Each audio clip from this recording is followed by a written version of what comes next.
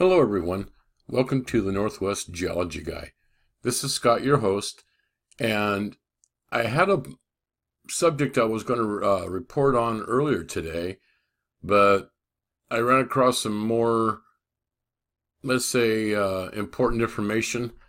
Um, I know Ben had been talking about the ETS event going on and everything like that, but, you know, going by what I hear from the professionals all the time, that here in the Northwest, we're in a 14-month cycle. And that wouldn't be till July of this year.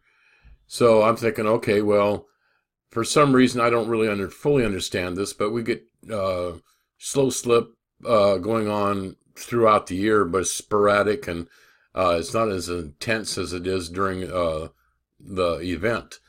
But I was reading in my discussion group on Facebook, and apparently it has started already. And I did a little more research and digging around, and I found out that this may be a warning sign for a pending megathrust quake. But I don't know, it's still preliminary.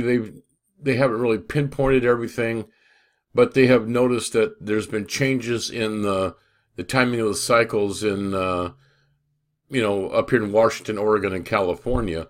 We each have our own separate times for slow slips, and that those times have been changing. And in their research, they found that that's common just before a megathrust quake or just after one.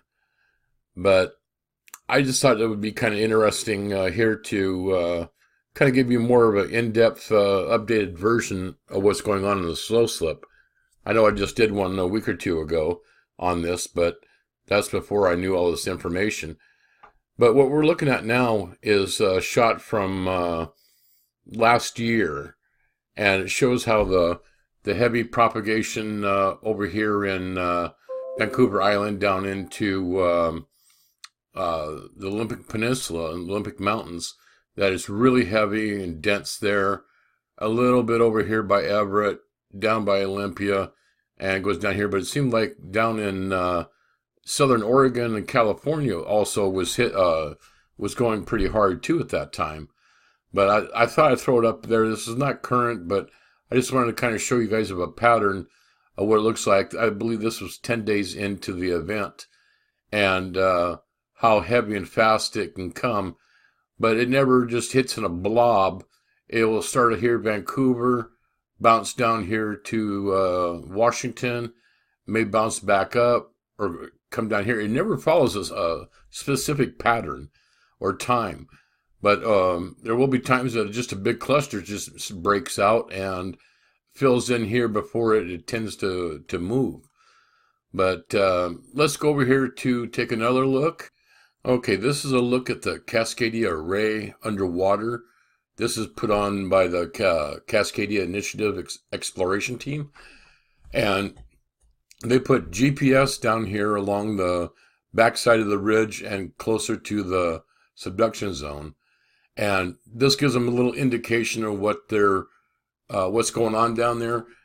They get information about every, I think, 7 months. But I believe that has ended now. I wish it would continue on, but I think they just plainly ran out of funding for it. But this is, I think, to me, is very critical data that we really need to know what's going on. To me, the information hasn't stopped. We haven't got it all. But you know how it is. It's the almighty dollar. But let me go show you the next image. Okay, currently this is what's going on right now. And apparently it seems like it's a day behind, because I tried to go over and adjust it for today, the 25th, but you just keep showing me this is the current data that they have.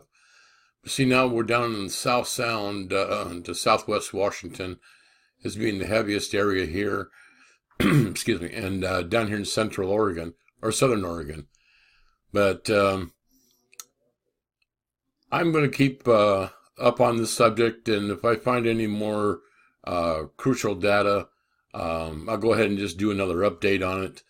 I just need to say, sorry, Ben, you were right. I was wrong. But that's the way it goes sometimes. You think you're got the most current data, then something comes out that changes everything that you thought was right. But I hope you guys continue tuning in. I do about one a week.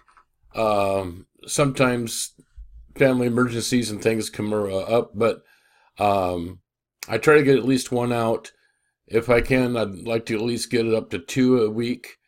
But doing the best I can to get you the most recent data out there. I hope for all you new guys, you'll take the time to go back and look at some of my previous videos. I got them on all different kinds of subjects, so it's just not slow slip. It's just not tsunamis, megaquakes.